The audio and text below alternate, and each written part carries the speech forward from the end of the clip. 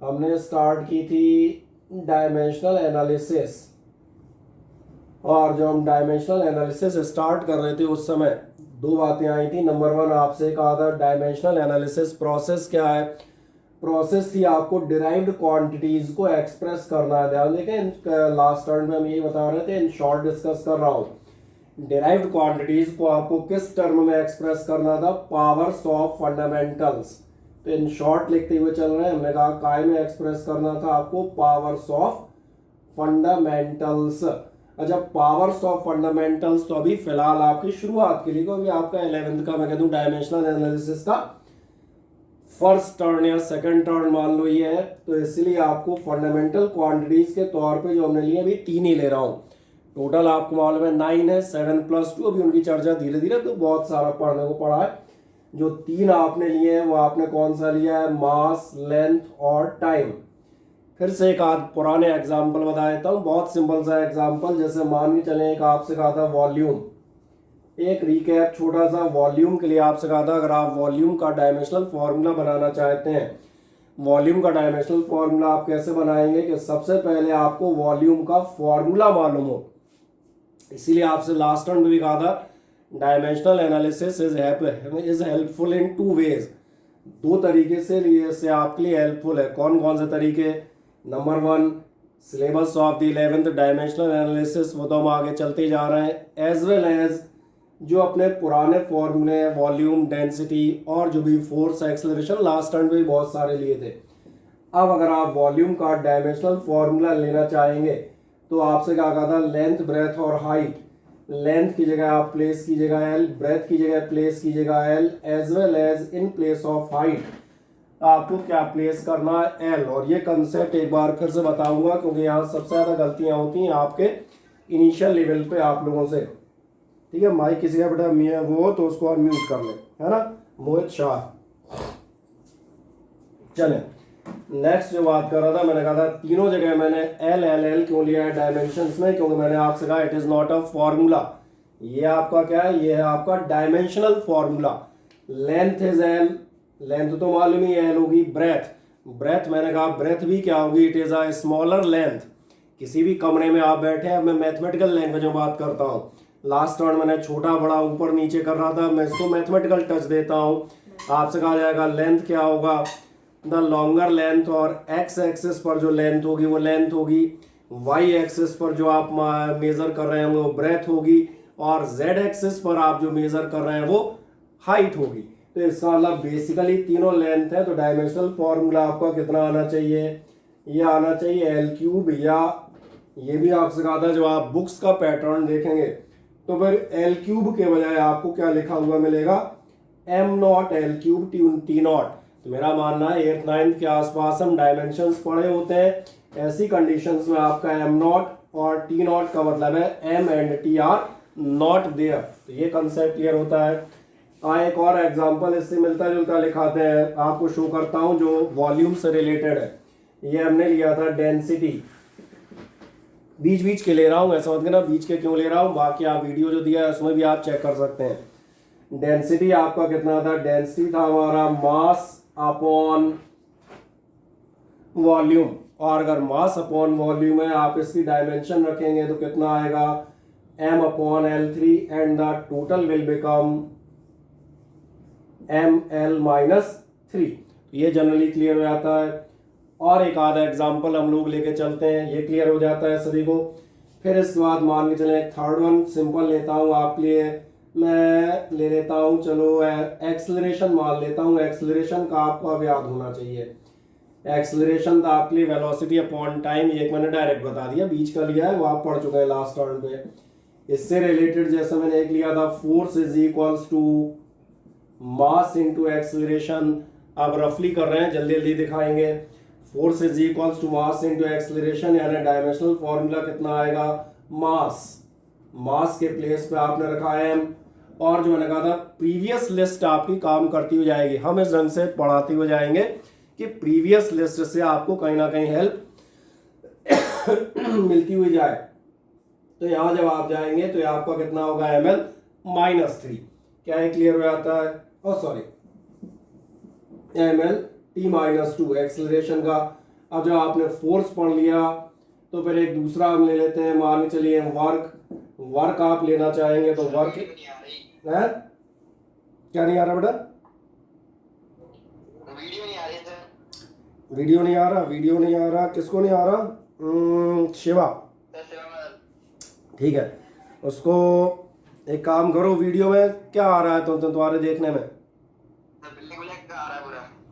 पूरा ब्लैक आ रहा है तो या तो तुम्हारा नेटवर्क हम बता दें डाउन है, क्योंकि बाकी लोगों को तो वीडियो आ रहा होगा, आई होप सो, है ना।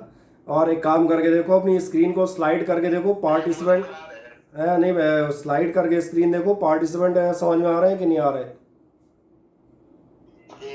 अगर पार्टिसिपेंट दिखें तो हो सकता है पार्टिसिपेंट में आपको मेरा वीडियो दिख जाए, तो उसको डबल टैप कर दीजिएगा।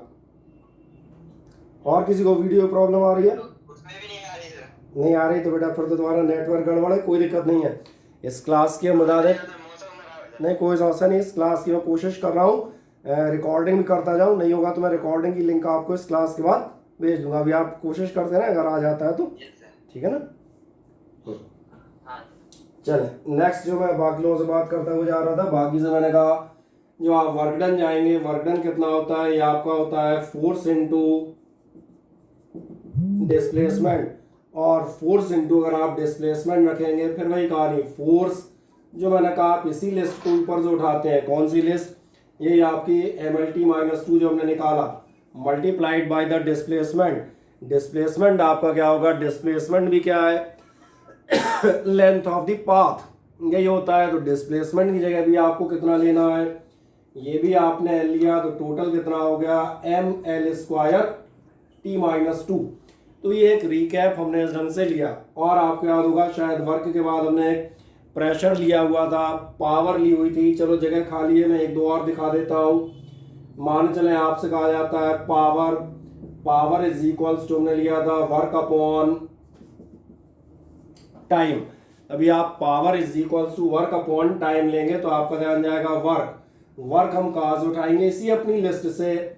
और बहुत सिंपल सा काम है, अब इसी लिस्ट को आप फॉलो करते चले, और भैया थोड़ा सा मैथमेटिक्स आपकी ठीक हो, वो हम माने चलेंगे कि आप में से ऐसा हर आदमी जो 11th में आके सोचता है कि हम PCM या PCB लेंगे, वो कम से कम एक आर्ट्स लेने वाले कंपैरिजन में उसको रिलेटिवली इतनी मैथमेटिक्स आती होगी, हम ये मान के चल रहे हैं।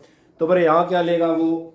यहाँ हो गया ML² T-2 अपॉन T, यानी कुल मिला के कितना निकाल देगा? ML² T-3। क्या है, क्लियर हो जाते हैं? एक और एग्जाम्पल हम ले लेते हैं, मान चले यही छोटी सी जगह बची है, इतने में ले लेता हूँ। एग्जाम्पल नंबर 7, ये आपका मैंने ले लिया प्रेशर। फिर से इसलिए रिपीट किए हैं ताकि आपको एक बार अच्छे से समझ में आ जाए। फिर किसी को कोई डाउट हो तो मुझे पूछना। प्रेशर, बेटा अपना माइक म्यूट करें। शिवा माइक म्यूट करो बेटा।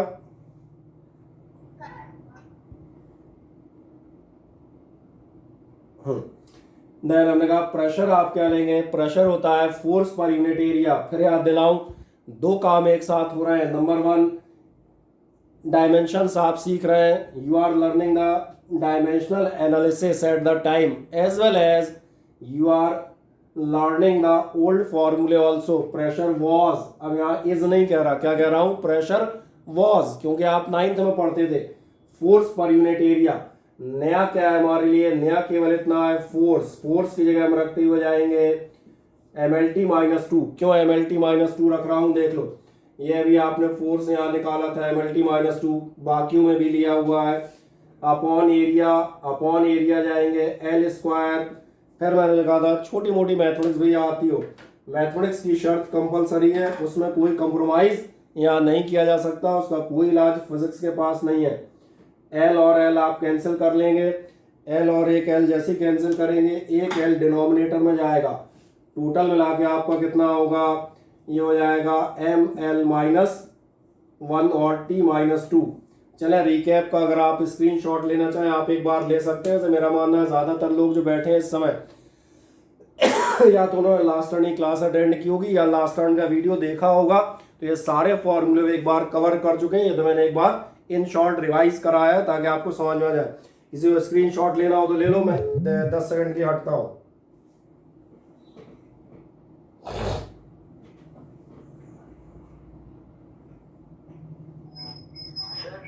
हाँ बोले, ललित बोलो। सर मेरे को एक क्वेश्चन था सर। बिल्कुल बोले बोले। सर कल अपन ने करंट के लिए ए लिया था क्योंकि हाँ उसकी ऐसा यूनिट एम्पेयर हाँ होती है। हाँ हाँ। पर सर जब अपन 10th में क्वेश्चन सॉल्व करते थे तब अपन करंट को आई से डिनोट करते थे। नहीं नहीं, आप समझे नहीं, वो सिंबल था, ये डायमेंशनल सिंबल है। यार फिर याद छोड़ो, करंट बहुत छोटा एग्जांपल। बोर्ड देखने आ रहा है इस समय, बोर्ड देखने आ रहा है, वॉल्यूम LBH, यहाँ H क्या है? हाइट। हाइट को काहे से लिखते हो? H से लिखते हो ना, H से लिखा है मैंने भी। अच्छा, डायमेंशन में काहे से लिखा है? एल से। क्यों? अच्छा मतलब सर डायमेंशन एनालिसिस में हर किसी का अलग साइन बोल रहे हैं। हाँ, हर किसी का अलग अलग साइन नहीं है, कईयों का एक ही साइन है। जैसे तुम ललित हो, हाँ मतलब समझ रहे हो, ये तुम्हारा नाम है, ये केवल ललित तुम्हारा होना ये चीज बताता है कि आप चौधरी फैमिली के एक वंशज है ना। ये बताता है। मेरे लिए आप ललित हो या फलित हो, मुझे कोई फर्क नहीं पड़ता। मेरे लिए इस समय जो आदमी मुझसे बात कर रहा है, that is the student of 11th। अब वो चाहे ललित बात कर रहा हो, चाहे स्कंद पांडे बात कर रहा हो, चाहे आज जो आदित्य शर्मा अब्सेंट है वो बात कर रहा हो, है क्या आदित्य शर्मा? चलो आ गया ठीक है, आ गया। मतलब जो है, अब ऐसा कहते हैं जो प्रेजेंट है, चाहे वो बात कर रहा हो। आदित्य होना, स्कंद होना, ललित होना, ये आपके नाम होना है। ये बार बार इसलिए कहा था, इसलिए सीओ दोबारा मैंने रिकैप लिया है। लेंथ, ब्रेथ, हाइट ये नाम है, लेकिन ये डायमेंशनल सिंबल है। बेसिकली ये क्या है? ऐसे ही करंट के लिए आप आई लेते हैं, मुझे मालूम है, ये सिंबल है फॉर्मूले में।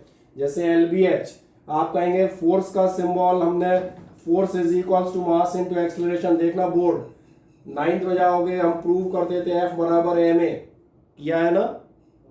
अब फोर्स तुम कहोगे सर फोर्स तो F से लिखते हैं, या आपने क्या गंदगी मचा दी, MLT-2, इसमें फोर्स कहाँ से नजर आ रहा है? No no, it is not the symbol, it is dimensional symbol. अब समझ में आता है?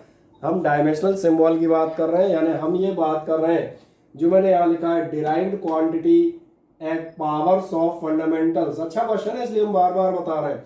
क्या है बेटा, यहाँ बेसिक कंसेप्ट क्लियर हो गए तो अब अगले 2 साल आप नहीं फंसेंगे।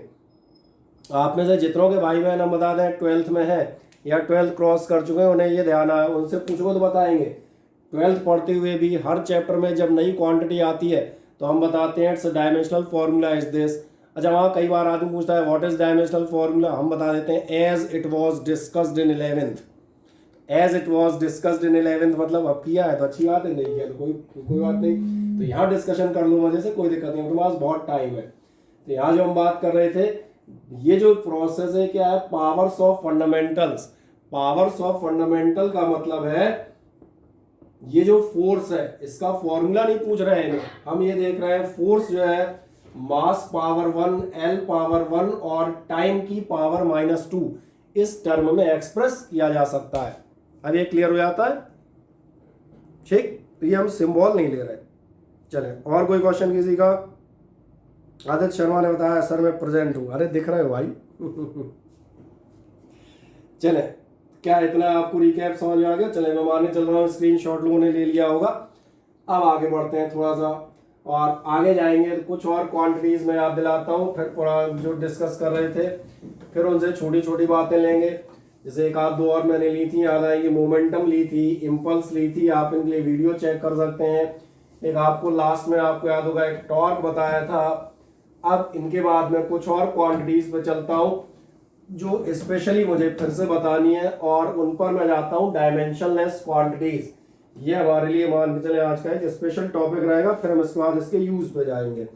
जब डायमेंशनलेस क्वांटिटीज की बात करते हो तो हम बात करेंगे यहाँ पर कुछ ऐसी क्वांटिटीज ले रहे हैं जो कैसी हैं, डायमेंशनलेस। एक्चुअली डायमेंशनलेस क्वांटिटीज कौन सी होती हैं? Which are the ratio of similar type of quantities. जैसे मैं आपको बताता हूँ डायमेंशनलेस, शायद मैंने लास्ट टाइम पे एक आध ली थी क्या, ऐसा मुझे याद दिलाओ कोई? ली थी ना, 2-3 बताई थी ना, ठीक है, उन्हीं को मैं एक बार रिपीट कर रहा हूँ। डायमेंशनलेस में फॉर एग्जांपल सबसे सिंपल मैं आपको बताता हूँ angle. Angle is equal to होता था हमारा length of arc upon radius और length of arc upon radius है, तो फिर ध्यान देखना लेंथ ऑफ आर्क एल रही। अब ललित तुम्हें अपने प्रश्न का दोबारा उत्तर मिलेगा, ध्यान से देखना, ये वीडियो पॉज मत करना। नेक्स्ट आ जाएगा लेंथ ऑफ आर्क, ये लेंथ है, रेडियस का आंसर मिलेगा। ध्यान देखो मैं यहाँ पर क्या आर लिख दूं? नहीं, यहाँ मैं आर नहीं लिख सकता, मैं रेडियस का सिंबल नहीं लिख रहा। ध्यान देखना, not the symbol but the dimensional symbol. Dimensional symbol का मतलब ये हुआ कि रेडियस क्या है, रेडियस की कंसेप्ट देखें ध्यान से। रेडियस फिर याद दिलाता हूं, इस चीज को आप रेडियस कहते हैं। फिगर डायग्राम नजर आ रहा है बोर्ड पे हर आदमी को, दिक्कत हो तो मुझे बताना। इसका मतलब सेंटर से लेके यहां तक का distance, centre to circumference distance, या ये जो भी लेंथ होगी 5 सेंटीमीटर, 10 सेंटीमीटर, 15 सेंटीमीटर, 5, 10 और 15 centimetre. What are you measuring? You are measuring the length. इसलिए रेडियस का सिंबल मैंने आर नहीं लेना है। आर कब लिया जाएगा? जब आप फॉर्मूला पढ़ रहे होंगे, area of circle pi R square, वहां वो बताएगा। It is the dimensional formula. तो डायमेंशनल फॉर्मूला क्या होगा, उसमें आप रखेंगे रेडियस एज ए लेंथ। जैसे मैंने कहा था, आप हो या आदित्य हो या स्कंद हो, कोई भी हो, from my point of view these are all of you are the students, so that's why L upon L and it will give you 1. So 1 is not to be written in the language of or in the tradition of dimensional analysis. ये तो सिखाना है। In the traditional dimensional analysis we have to write it as m naught, l naught, t naught. That means no m, no l and no t. क्या है, मेरी बात समझ में आती है? अब ऐसा ही कुछ और दिखा देते हैं। जैसे एक आपसे मुझे याद है मैंने लिया था रिलेटिव डेंसिटी। अभी रिलेटिव डेंसिटी पे जाओगे तो रिलेटिव डेंसिटी फायदे, दोनों फायदे फिर बार बार रिमाइंड कर रहा हूं। पहला काम, ऐसे लोग जो ये भूल गए होंगे कि कभी वो 9th में भी थे, once upon a time they were in the 9th, है ना, ऐसी एक स्टोरी लिखते हैं। तो रिलेटिव डेंसिटी उन्हें याद आएगा, वैसे तो उन्हें याद नहीं आएगा, मैं याद दिला देता हूँ। रिलेटिव डेंसिटी होती थी speed of light in vacuum upon speed of light in medium. और ये तुमने गलत सलत फॉर्मूला कहाँ से बताया जी? बता पहले, कौन बोला ये बिल्कुल सही बोला, बिल्कुल सही जवाब। जो आपने वेलोसिटी वाला बताया वो रिफ्रैक्टिव इंडेक्स था। तुम गड़बड़ ये कर गए, पिछली बार मैंने सेकंड नंबर पे रिफ्रैक्टिव इंडेक्स लिया था। मैं कई बार क्वेश्चन पलट देता हूँ, तुम भूल गए। तो क्या होगा, density of substance upon density of water. आप सही हैं, जो आप बता रहे थे वेलोसिटी वाला वो रिफ्रैक्टिव इंडेक्स था, उसको भी अभी हाल में लेता हूँ। चलो उसको पहले यहाँ लिख ही देता हूँ, फिर एक साथ दोनों को दिखा देता हूँ। अगला क्या होगा, REF लिख दिया है, ठीक है, वैसा मत कहना REF क्या है। रिफ्रैक्टिव इंडेक्स, रिफ्रैक्टिव इंडेक्स था speed of light in air या वैक्यूम, चाहे जो कह दो, air upon speed of light in vacuum. एक ध्यान देगा, अगर कोई लास्ट काउंट बनी रहा हो, ये 10th का फॉर्मूला है। 10th का ऐसे क्योंकि आपने रिफ्रैक्शन वाले चैप्टर में पढ़ा था। रिफ्रैक्टिव इंडेक्स होता था C/V। C/V का मतलब ही था, शायद NCERT का एक छोटा सा क्वेश्चन ही आता था, speed of light in diamond is this into this, find out the refractive index. इसी फॉर्मूले से आप निकालते थे। तो हम जहाँ पढ़ते, मैंने कहा स्पीड ऑफ लाइट, इस सब देखो ध्यान से, सिमिलर क्वांटिटीज के रेशियो है। सिमिलर क्वांटिटीज मतलब डेंसिटी ऊपर और डेंसिटी नीचे। Speed of light in numerator as well as speed of light in denominator. वैसे ही दिख रहा है, डायरेक्ट देख लो कैंसिल आउट हो जाएंगे, कहानी खत्म हो जाएगी। बट नहीं डायरेक्ट दिख रहा, कोई प्रॉब्लम नहीं। डेंसिटी का डायमेंशनल फॉर्मूला रखते हैं ml-3 अपॉन ml-3। और ऐसे ही आप इसमें स्पीड की बात कर रहे हैं, स्पीड का रखेंगे स्पीड और velocity these as the dimensional formula LT-1। So LT-1 upon LT-1 complete will be cancelled, you will get 1 as the answer but not to be written। 1 नहीं लिखना था, क्या लिखते हुए जाना है, m0, l0, t0, ना m ना l और ना t। मैथमेटिकली जिनको गलत लग रहा हो उन्हें याद दिलाएंगे, x की पावर 0 बराबर 1 हम पढ़ते थे कभी, ठीक है। और अब एक और दिखाते हैं, एक बताता हूं आपको स्ट्रेन। कौन सा लिया मैंने? स्ट्रेन। बाकी पीडीएफ आपके पास एक फाइल भेज दी, उसमें तुम अपना एक बार सॉल्व करके चेक कर सकते हो। मैं तो बहुत सारे इसलिए दिखा रहा हूँ कि आपको समझ में आ जाए। और उसमें तकरीबन 60-61 फॉर्मूले हैं। फिर बता दूं भैया 60 नहीं निकालूंगा, 25, 30, 40 तक निकाल लेंगे, ये मान के कि अब तुम्हें समझ में आ गए। ठीक है ना? स्ट्रेन पे जाओगे, स्ट्रेन हमने लिया था,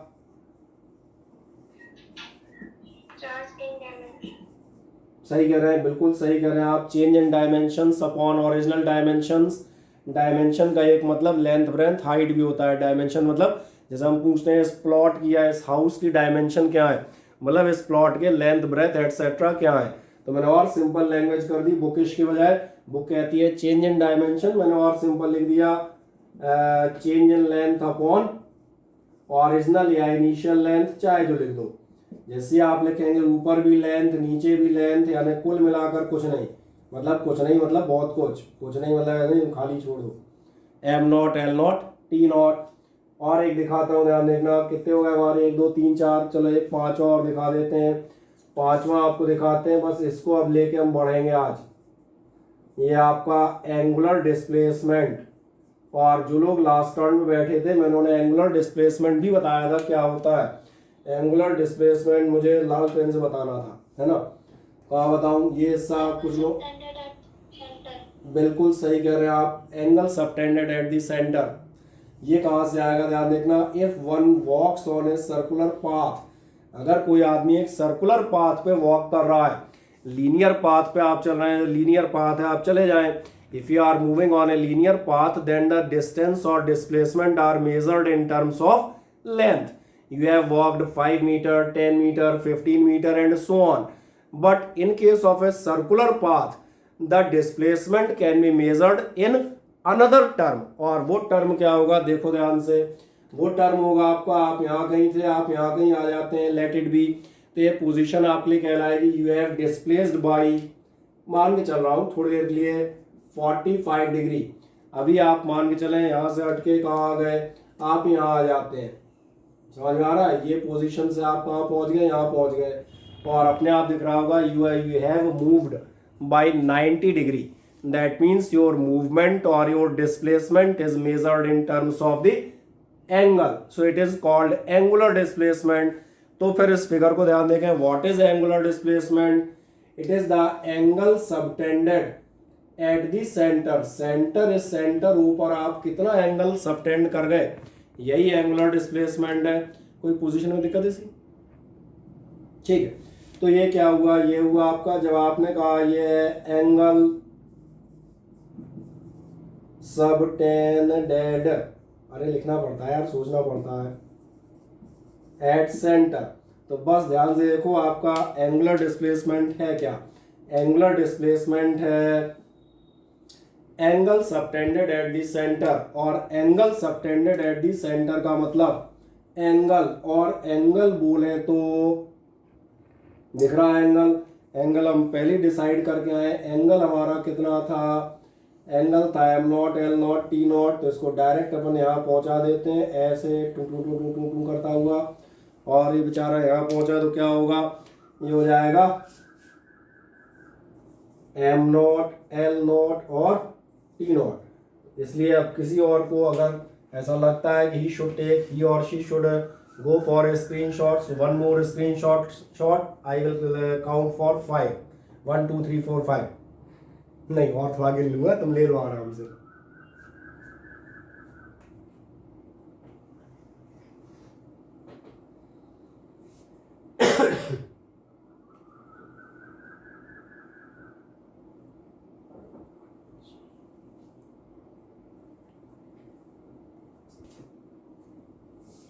अब हम कुछ और डायमेंशनल फॉर्मूले बात करेंगे जो इनके बेसिस पे आएंगे।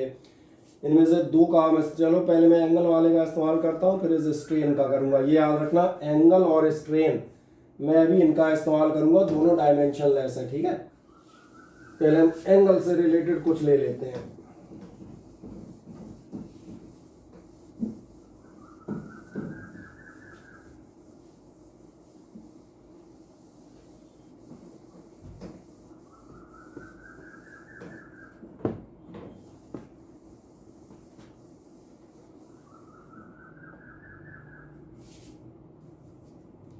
जो आप इस पे जाएंगे, जो मैंने कहा एंगल आपका कैसा था, एंगल फिर से लिख देता हूँ, एंगल, या मैंने कहा एंगुलर डिस्प्लेसमेंट, इसका मैंने डायरेक्ट लिख दिया, ये था M nought, L nought, T not, या सिंपली कहूँगा 1, ये मैंने रेफरेंस के लिए दोबारा लिख दिया। अब ध्यान देखना, जहाँ डिस्प्लेसमेंट होता है वहाँ आपको मालूम है there is the velocity also. क्या आपको ध्यान है, वेलोसिटी होती थी डिस्प्लेसमेंट अपॉन टाइम। उसी दिमाग को थोड़ा सा जागृत करें तो velocity was displacement upon time, so angular velocity is the displacement upon time again, but the simple modification is there. आप यहाँ पर कौन सा डिस्प्लेसमेंट लेंगे, एंगुलर डिस्प्लेसमेंट। जो आप एंगुलर वेलोसिटी की बात करेंगे तो angular displacement upon time, that's why I am writing here M nought, L nought, T not upon time का टी। सो कुल मिला के इन शॉर्ट लिखता हूँ, ध्यान रखना, एम नॉट एल नॉट नहीं लिखूंगा, I will write in simple manner T minus 1। समझ आता है, just T inverse will be there 1 upon T. Then the third will be angular acceleration, क्योंकि आपको मालूम है जहां वेलोसिटी होती है वहां वेलोसिटी चेंज भी हो सकती है, so it may be angular acceleration. And what will be the angular acceleration, इसलिए मैंने कहा था इनको पढ़ो, अपने आप दिमाग जागृत होगा, फिजिक्स में चलने लगोगे। Acceleration was change in velocity, I am writing acceleration was, सही कह रहे हैं आप, change in velocity upon time. तो यहाँ अपने को लेना पड़ेगा एंगुलर, समझ में आता है। अब change in angular velocity, angular velocity ये मैंने निकाला, इन शॉर्ट लिख देता हूँ टी माइनस 1, और upon time again it will be T. तो टी और T cancel, so you will get minus 1। सही कहा क्या मैंने? आदित्य शर्मा जरा बताओ, है कि भाग गया? टी और ये मैं तो पूछ रहा हूँ, टी और T cancel, minus 1 will remain here. सही कह रहा हूँ कि गलत कह रहा हूँ? है गलत कह रहे हैं? चलो ठीक है, सही कह रहे हो। कितना हो जाएगा टी की पावर, हाँ, इसलिए मैंने कहा था भैया मैं थोड़ी ठीक ठाक रखना, नहीं तो ऐसी उल्टी सीधी लगाओगे। T minus 1 upon T, T T cancel, minus 1 अकेला उछलता रह गया तो थोड़ा ना काम चलेगा। चले चौथा आते हैं, एंगुलर एक्सेलरेशन समझ में आता है। Then there is one more, 10 minute बचे, ठीक है, एक और अगला आएंगे आप, अगला बताता हूँ आपको। अगला होता है टाइम पीरियड। टाइम पीरियड बहुत सारे लोगों ने सुना हो सकता है, जिन्हें नहीं सुना मैं उनको एक एग्जांपल दे देता हूँ। जैसे मैं एग्जांपल दूँ, the time period of earth around the sun is 365 days. अभी नहीं समझ में आया? टाइम पीरियड कहलाता था the time taken in one revolution. एक रिवॉल्यूशन में आप जो सर्कुलर पाथ पे एक रिवॉल्यूशन में जितना टाइम लगाते हैं, that is known as the time period. इसलिए मैंने कहा था अर्थ का सन के चारों तरफ टाइम पीरियड कितना है, what is the time period of earth around the sun, it is 365 days. तो अगर टाइम पीरियड देखोगे तो इन शॉर्ट लिख रहा हूँ, बाकी आपके पास शीट मौजूद है, उससे आप पूरा ग्रामर उसकी पढ़ सकते हैं। तो मैंने कहा मैं इन शॉर्ट क्या लिखूंगा, टाइम पीरियड होता है time taken in one revolution. तो रिवॉल्व लिख दिया है, समझ में आ जाएगा। और अब इसको कहाँ लिखूँ, यहाँ लिख देता हूँ। Time taken in one revolution की जब आप बात कर रहे हैं, जरा आप देखें, जो आदित्य शर्मा, कोई क्वेश्चन? और साइन क्लियर नहीं आ रही, अब आ जाएगी, थोड़ा नेटवर्क दिक्कत देगा। बाकी इस क्लास का कोशिश कर रहे हैं वीडियो बन जाए, अगर सही बन गया तो अभी आधे घंटे बाद डाल भी दूंगा, ठीक है। टाइम पीरियड पे जाएंगे, time taken in one revolution. Time taken in one revolution पे जाओगे तो एक्चुअली इसका मतलब क्या हुआ, the time period is the time. कौन सा टाइम है, जो भी बात कर रहे थे लेंथ ब्रेथ हाइट सरी की जगह, कौन सा टाइम है इस पे नहीं जाना, यहाँ का टाइम, वहाँ का टाइम, घर जाने का टाइम, लौटने का time, no, it is the time. Time period is the time in something. क्या है वो बाद में बात करेंगे, टाइम है, इसलिए डायमेंशनल फॉर्मूला क्या आएगा, that will be T. Now one more is there, इसी मोशन से रिलेटेड, और वो अपने पास आता है फ्रीक्वेंसी। जब आप फ्रीक्वेंसी बजाते हैं तो फ्रीक्वेंसी इज इक्वल्स टू होती है 1 अपॉन टाइम पीरियड। बिल्कुल सही आप कह रहे हैं, 1 टाइम पीरियड, क्योंकि फ्रीक्वेंसी होती है नंबर ऑफ ऑसिलेशंस या नंबर ऑफ रिवॉल्यूशंस पर सेकेंड, और पर सेकेंड की बात कर रहे हैं तो ध्यान देखो हम इसे इन शॉर्ट लिखते हैं 1/t और कर दो सीधा, हो गया कंप्लीट। कितना हो जाएगा t-1। बढ़िया रूपांशी, सही कह रहे हैं रूपांशी, जवाब दे रही है बराबर, बढ़िया है, अच्छी चीज है। क्या आप ये समझ में आ जाते हैं 1/t t-1। अब कोई समस्या तो ये किससे रिलेटेड थे, मैंने कहा ये आपका हाफ था एंगुलर डिस्प्लेसमेंट वेलोसिटी और इनसे रिलेटेड। अब इसी में मैंने, चलो मेरे पास जगह एक लाइन और बची इसलिए एक आध और ऐड कर देता हूँ इसमें। आपके याद होगा मैंने इसी जो वो ले रहे थे डायमेंशन लेस वाले, उनमें कहा था एक एंगुलर डिस्प्लेसमेंट आपका डायमेंशन लेस है and the strain was dimensionless. Strain the change in dimension upon original dimension और the change in length upon original length. इसलिए आपका क्या होगा चेंज, जैसे अगर स्ट्रेन से रिलेटेड जो एक लेता हूं उसको ध्यान देखना। अब यहाँ पे एक बात बताऊंगा,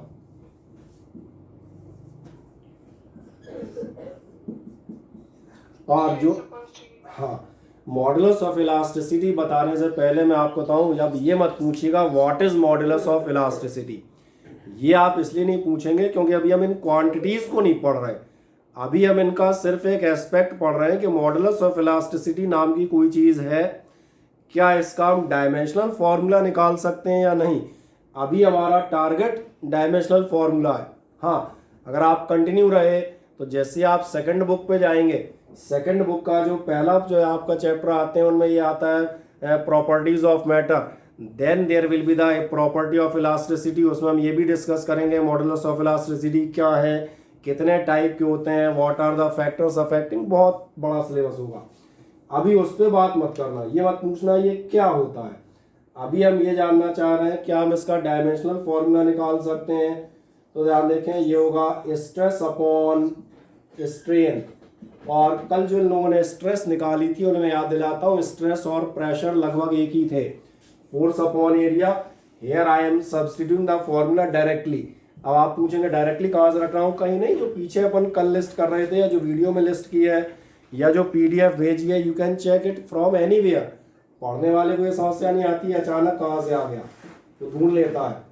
ये आपका स्ट्रेस होता है ml-1 t-2, ठीक है मुझे याद है, आपको एक बार सर्च करके रखने पड़ेंगे। मुझ में और आप में कितना अंतर आएगा, सिर्फ इतना, और वो भी मुश्किल से 15 दिन तक। 15 दिन बाद आप भी यही होंगे, आपको भी सारे याद होंगे। मैं कहूँगा स्ट्रेस, आप कहेंगे ml-1 t-2। तो जो हम बात कर रहे थे रख दो स्ट्रेन। स्ट्रेन बस मैंने कहा ये हमने लिया था m0 l0 t0, तो इसका भी टोटल आपका कितना आ जाएगा ml-1 t-2 सिंपल, क्योंकि ये 1 रह जाएगा। सही कह रहे हैं आप। अब एक काम करें, इसका एक स्क्रीनशॉट लें, शायद मीटिंग अपनी खत्म हो सकती है बीच में अचानक, 2-3 मिनट बचे हैं, रिज्वाइन कर लीजिएगा उसी लिंक से सारे लोग, ठीक है। अगर मीटिंग अचानक बीच में खत्म हो जाए मेरे पढ़ाते हुए तो दोबारा व्हाट्सएप पे जाके लिंक दबा के ज्वाइन कर लेना, एक स्क्रीनशॉट ले लो।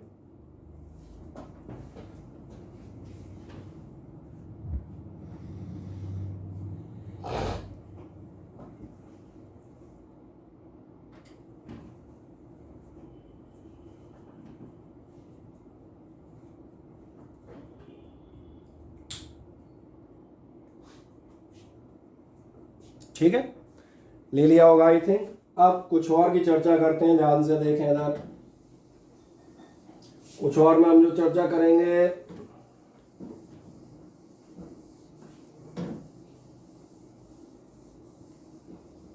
जब 2-3 आपको कुछ खास टाइप बताते हैं, थोड़ा सा आड़े टेढ़े टाइप के, ठीक है, थोड़ा सा इस तरह आपका बढ़ा देते हैं। मान के चले मैं एक लेता हूं, चलो कौन सा लूं, पहले सिंपल लूं एक, ये स्पेशल टाइप है थोड़े। एक लेता हूं आपसे प्लांक्स कांस्टेंट, मैं कौन सा ले रहा हूं, प्लांक्स कांस्टेंट, ठीक है। जब प्लांक्स कांस्टेंट पे जाते हो तो प्लांक क्या खत्म हो गई क्या, नहीं, ठीक। प्लांक्स कांस्टेंट पे आ जाते हैं। प्लांक्स कांस्टेंट आपका कैसा आएगा, प्लांक्स कांस्टेंट लिए बिल्कुल है, हमारे पास एक फॉर्मूला होता है E = h/nu। और आप पूछेंगे E = h/nu ये आप कहाँ पढ़ेंगे, केमिस्ट्री का जो सेकंड चैप्टर है उसमें आप एक प्लांक थ्योरी और ये पढ़ेंगे। मैं बताता हूँ इनमें से कौन सी चीज़ क्या है। E इनमें से आपकी एनर्जी, H समझ में आ रहा होगा, ये प्लांक कांस्टेंट है, इसको टिक कर दिया। और ये लेटर ध्यान देखना, ये जो लेटर मैंने बनाया है शायद कुछ को पहचान में आए, ये नया लेटर है एकदम न्यू, तो न्यू लेटर नहीं है, इसका नाम ही न्यू है, ठीक है ना। हाँ, और ये होता है आपके लिए फ्रीक्वेंसी। अब ध्यान देखें, अगर आपको एच का डायमेंशनल फॉर्मूला चाहिए तो आपको क्या करना पड़ेगा, आपको करना पड़ेगा एच इज इक्वल्स टू, देखो ध्यान से, एच इज इक्वल्स टू होगा ई अपॉन न्यू। इसका मतलब डायमेंशनल फॉर्मूला जो आप निकालेंगे, डायमेंशनल फॉर्मूला आपका कैसे निकलेगा, क्या है प्रोसेस समझ में आई है। स्पेशल इसलिए कह रहा हूँ, कुछ फॉर्मूले बीच बीच में आते हैं फिजिक्स में, उनसे लिया है। E is equals to H nu, E is the energy, nu is the frequency, खत्म हो गई। और जब जाओगे ई अपॉन न्यू होगा, ई अपॉन न्यू में एनर्जी की जगह रखोगे जो हमने पीछे से लिया M L square T minus two, और अपॉन में आपका फ्रीक्वेंसी ये भी निकाला था एक मिनट पहले, टी माइनस वन कर दो, टी माइनस वन ऊपर जाके प्लस हो जाएगा तो ये रहेगा एम एल स्क्वायर और माइनस टू प्लस वन यानी कि -1, जो आपसे कहा था थोड़ी मैथमेटिक्स आपको आती हो। ये देखें थोड़ा सा टेढ़ा था, अभी एक और थोड़े टेढ़े की बात करते हैं। एक नेक्स्ट आपका टेढ़ा लेंगे, second one.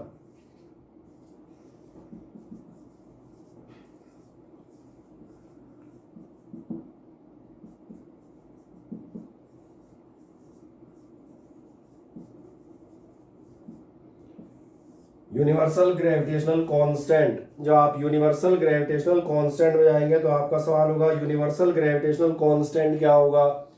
Universal gravitational constant याद रखना डायरेक्ट नहीं निकलेगा, इसको निकालने के लिए आप जाते हैं फ्रॉम, हम बात कर रहे थे यूनिवर्सल ग्रेविटेशनल कांस्टेंट की। यूनिवर्सल ग्रेविटेशनल कांस्टेंट की जब आप बात करते हैं तो यहाँ पे आपने एक फॉर्मूला लिया है न्यूटन्स फॉर्मूला।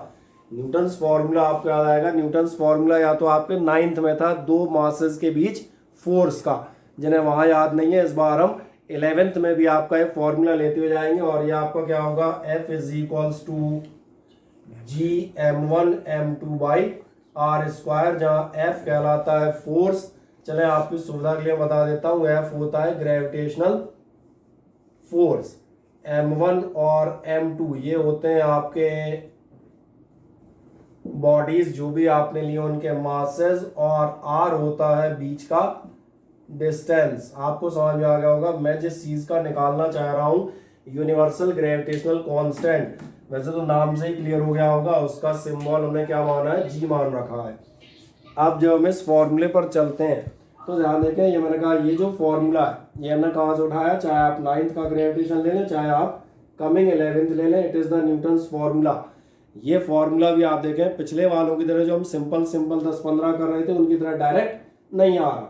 हमें क्या करना पड़ेगा, पहले न्यूटन्स फॉर्मूला देखेंगे, F is equals to Gm1m2 by R square. Newton's gravitational formula जो बताएगा force of gravitation between two masses m1 and m2 and separated by a distance r, ये कितना होता है Gm1m2 बाई आर स्क्वायर। आओ गो for the dimensions. जब आप dimensions में जाएंगे तो ध्यान से अगर देखें, ये जो आपका g इज इक्वल्स टू है, g इज इक्वल्स टू आपका कितना आएगा, g इज इक्वल्स टू आपका आएगा एफ आर स्क्वायर अपॉन, दिख रहा है क्रॉस मल्टीप्लाई करेंगे, F R square upon m1 m2। अब आपको अगर इसका डायमेंशनल फॉर्मूला चाहिए तो पहले क्या करना पड़ा, आपको उसे एडजस्ट करना पड़ा है। एडजस्ट करने के बाद अब हम जाएंगे, that's why dimensional formula is equals to, आराम से रखें थोड़ा सा लंबा, एफ आपका रहेगा फोर्स, और फोर्स है आपका MLT-2। फोर्स आपका कितना आया, दिख रहा है MLT-2, आर स्क्वायर, आर आपका हो जाएगा L स्क्वायर, और लास्ट हाँ M1 M2, आप सही कह रहे हैं M1 M2। यहाँ भी कुछ लोग एक डाउट करेंगे, बोले M1 M2 दो अलग अलग मास है तो क्या एक के लिए M और एक दूसरे के लिए दूसरा M अलग अलग रखे जाएंगे, नहीं, it is the mass of first body, it is the mass of the second body, इसलिए बार बार समझा रहा हूं। That means both are masses. आपके लिए अंतर होगा, बोले पहली बॉडी का मास है दूसरी बॉडी का मास है, but from the point of view of physics, जैसा कि बीच में भी ललित ने या किसी और ने पूछा था, मेरे लिए these are just the masses. किसी ना किसी के मास है, चाहे फर्स्ट बॉडी के हो चाहे दूसरे के हो, चाहे one of them is the mass of the sun, other one is the mass of the moon. But while dimensional analysis, जब हम डायमेंशनल एनालिसिस की बात कर रहे हैं, दीज आर द मासेस, किसके हैं, of the Jupiter, of the sun, of the moon, that doesn't matter, these are the masses. And the simplest calculation, m will get cancelled, only one m is remaining there, तो आप इसको I hope so निकाल सकते हैं direct. कितना रह जाएगा, ये दिख रहा होगा यहाँ पे, ये हो जाएगा m माइनस वन, l हो जाएंगे आपके शायद t3 और t माइनस टू। एक बार चेक कर लें कैलकुलेशन, ठीक है ना, क्या है समझ में आते हैं। और एक बहुत शानदार सा फॉर्मूला दिखाता हूँ, उसको ध्यान से देखें। और ये आपका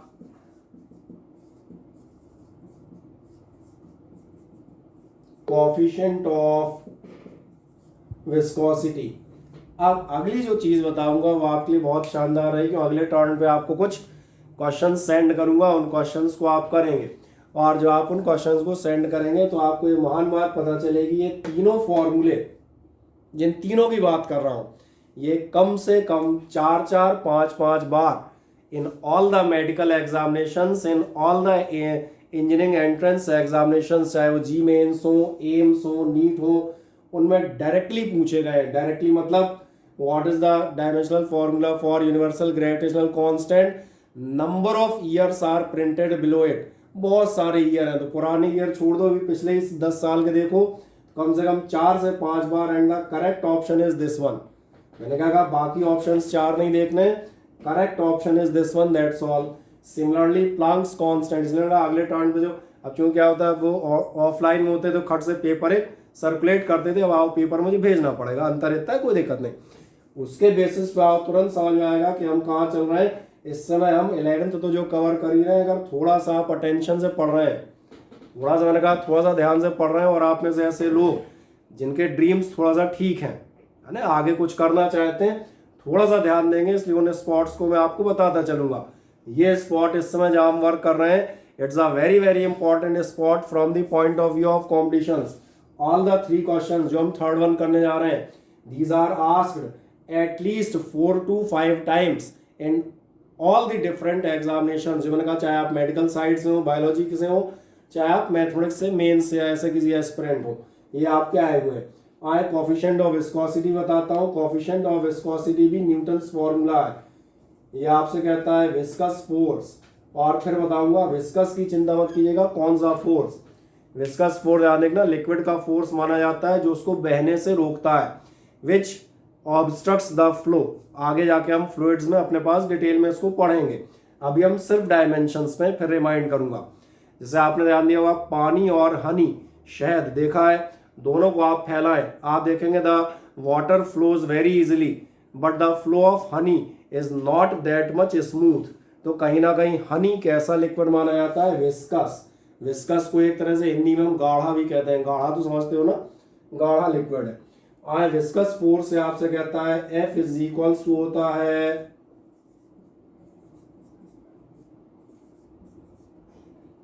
अभी एक दिक्कत आएगी, वो दिक्कत में मैं बताता हूं। चलो ये तो मैंने लिख ही दिया, viscous force F is equals to, यानी समझ में आ रहा होगा, F फोर्स है। इनमें से आप बताता हूं, A होता है एरिया, इन शॉर्ट चल रहे हैं अभी। A मैंने कहा क्या होता है, एरिया। आपका V इज इक्वल्स टू होता है चेंज इन, अरे इसकी थोड़ा पूछ कम कर लें, चेंज इन वेलोसिटी। और dx आपका होता है डिस्टेंस। और ये जो लेटर मैंने बना रखा है, ये पूंछ वाले n जैसा दिख रहा है, इसका नाम मैं बता देता हूं। इस सिंबल का आपके लिए, चूंकि हम जो है ग्रीक लैंग्वेज के भी बहुत सारे सिंबल इस्तेमाल करेंगे, जिनमें से एक आध दो आपने मैथमेटिक्स में पढ़े हुए हैं। मैथमेटिक्स में आपने पाई पढ़ा हुआ है, आपने थीटा पढ़ा होगा, ऐसे ही पाई और थीटा, थीटा में ये होता है ईटा। और बताता हूँ, और एक आध मालूम है आपको, अल्फा, बीटा, गामा, ये कम से कम सुने होंगे। तो दीज आर दी लैटिन और ग्रीक सिंबल्स, ये हम अक्सर इस्तेमाल करते हैं। सिंबल में दिखा दिया ईटा। और एक याद दिलाता हूँ, पीछे भी इस्तेमाल कर रहा था, ये कौन सा सिंबल था, इसको मैंने कहा था न्यू, और इंग्लिश में लिख देता हूँ, W नहीं आएगा, प्रोनाउंसिएशन है न्यू, इसलिए NEU लिखा है, ठीक है ना।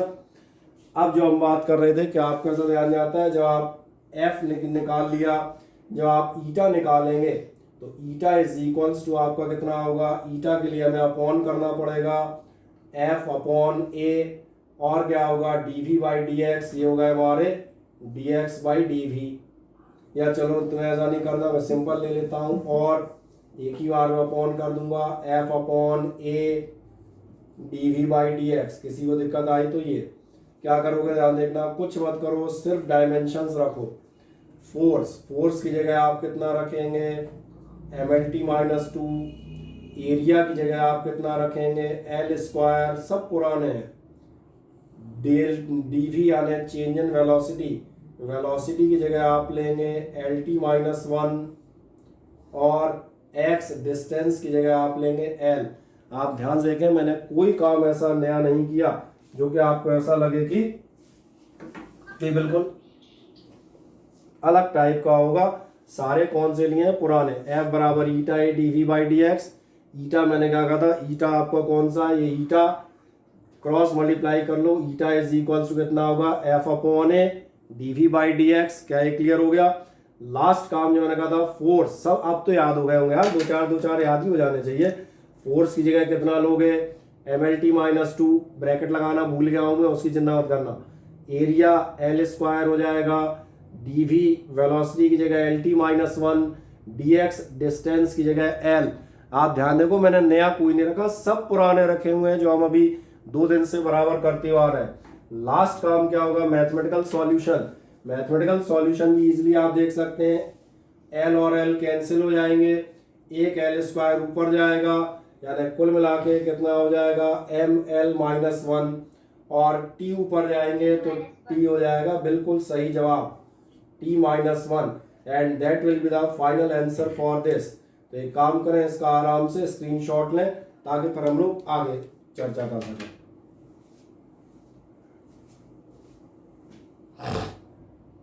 डायमेंशनल फॉर्मूले डिस्कस किए होंगे, इनमें से मैंने कहा ये जो पार्ट हमने ये पर्टिकुलर 3 का किया है, that is very very important part. अब अगले टर्न में हमें इलेक्ट्रिसिटी वाला करेंगे, उसमें भी आपके जो है ये बताऊंगा कि तमाम सारे क्वेश्चन उसमें से कॉम्पिटिटिव आपको कहाँ कहाँ मिलेंगे वो भी दिखाऊंगा। अभी फिलहाल अभी हम यहाँ रोकते हैं, कम से कम 20-22 फॉर्मूले, क्लास नहीं रोक रहा है, 5 मिनट और दूंगा, फॉर्मूले रोके हैं 5 मिनट। अभी आप इन 20-22 फॉर्मूलों को एक बार अच्छे से घर पे रफ कॉपी में 2-2 बार सॉल्व करें और कोशिश करें कि आपको याद हो। तब तक आपके लिए मैं छोटा सा यूज बता देता हूं कि साइड बाय साइड, क्योंकि मैं नहीं चाहता कि आप इकट्ठे 50 फॉर्मूले रटने बैठ जाए, वो आपके बस की बात है भी नहीं। मैंने कहा सिर्फ जो अपन ने यहाँ तक 20-22 लिए होंगे उनको आप एक बार सॉल्व करें, उनको आप 1-2 बार देख लें। 11th में आप धीरे धीरे बढ़ेंगे, कोई बहुत ज़्यादा जल्दी हमें नहीं है, ठीक है ना, चीज़ें आपको क्लियर होती हुई जाए। अब जो हम अगली चीज़ कह रहे थे, सवाल आता है डायमेंशन, कल भी हमने बात की थी, जो हम डायमेंशनल फॉर्मूले ले रहे हैं, what is the use of that dimensional formula. भाई आप में से किसी का एक सवाल ये भी हो सकता है कि जो अपन फॉर्मूले निकाल रहे हैं, निकाले क्यों जा रहे हैं, काय के लिए मैं फालतू में इनको कैलकुलेट किया जा रहा हूँ, इनसे कोई मतलब भी है कि वैसे ही अपन इनको करते आ रहे हैं। तो इनका मैं आपको एक छोटा सा यूज बताता हूँ, बहुत सिंपल सा यूज, और ये बताता हूँ एप्लीकेशन नंबर 1। ये सबसे सिंपल एप्लीकेशन है, इसलिए मैंने भी आपको बता देना है। इसके बाद के एप्लीकेशन जो है वो थोड़ा वजनदार आएंगे। एप्लीकेशन नंबर 1 है आपका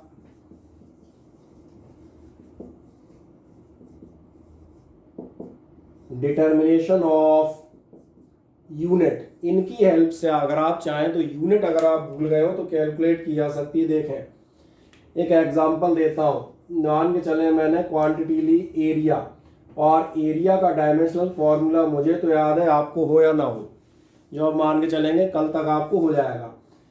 मैंने कहा चलो 2-3 लिख देता हूँ फिर दिखाता हूँ। एरिया लिख दिया, मान के चले it is volume, and volume as the dimensional formula L3। Then I am taking the third one density, density means ML-3 और माइनस आप क्लियर देखे। फोर्थ वन तो मैंने आपका शायद लिया था डिस्प्लेसमेंट, डिस्प्लेस, अब इतनी जगह नहीं है, इतना ही कर देते हैं, ठीक है, तो समझ जाओगे displacement, the formula was L। Fifth one was the velocity, then sixth one was acceleration, seventh one was force, perhaps eighth one was work done।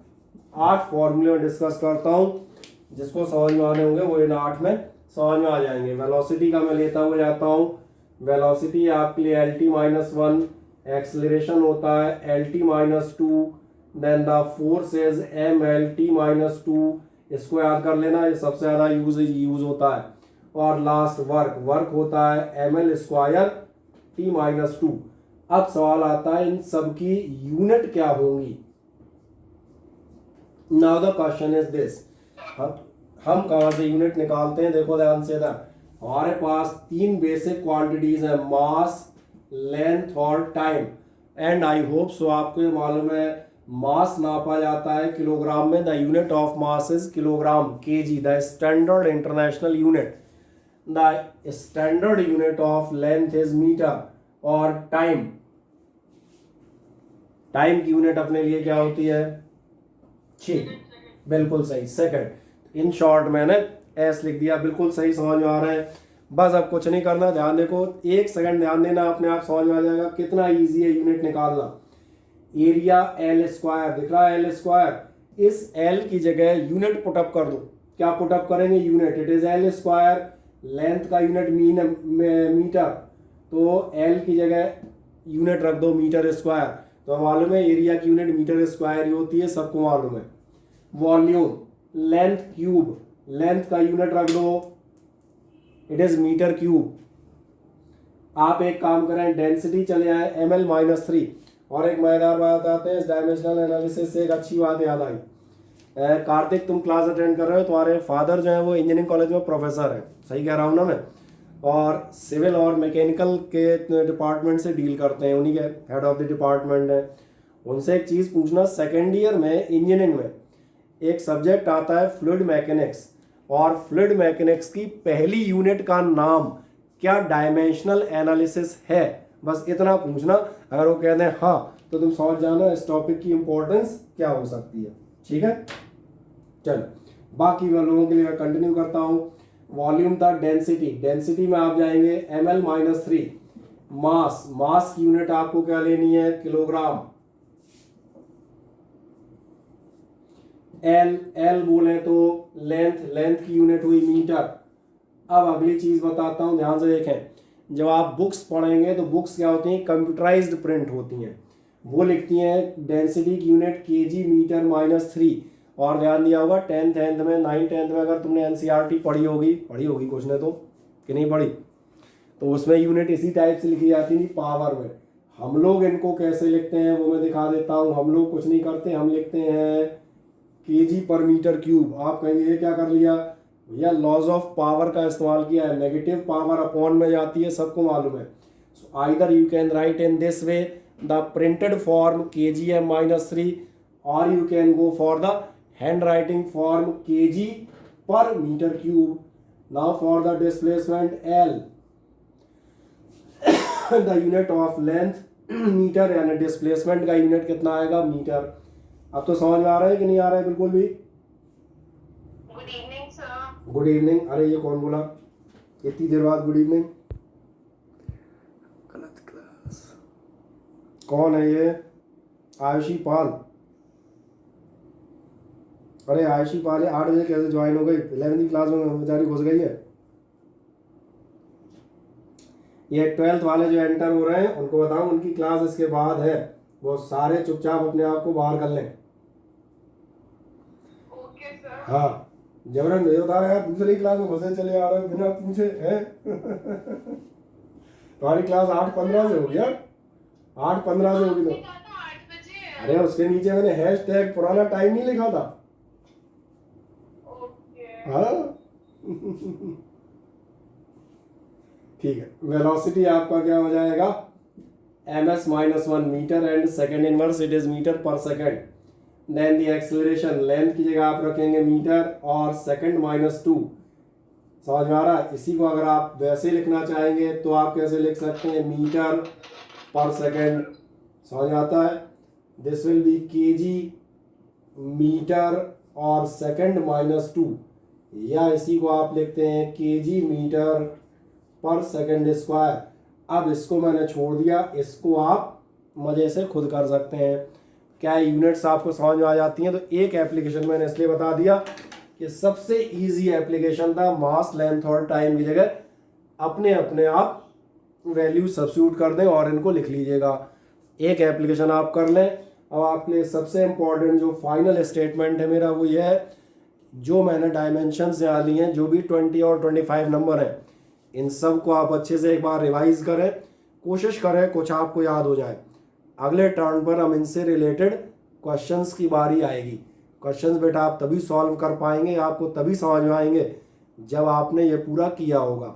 ठीक है, कोशिश मैंने की है कि इस लाइव क्लास का वीडियो बनाऊं, ये भी मैं अभी रात में, क्योंकि अभी आपके पास 12th का बैच रहेगा, उसको लेने के बाद फिर मैं उसको आपको कोशिश करूंगा अपलोड कर दूं, लिंक में भेज दूंगा। तो जिनका वीडियो ब्लर था ये था वो उसको एक बार देख लेना। ठीक है, चलो गुड नाइट।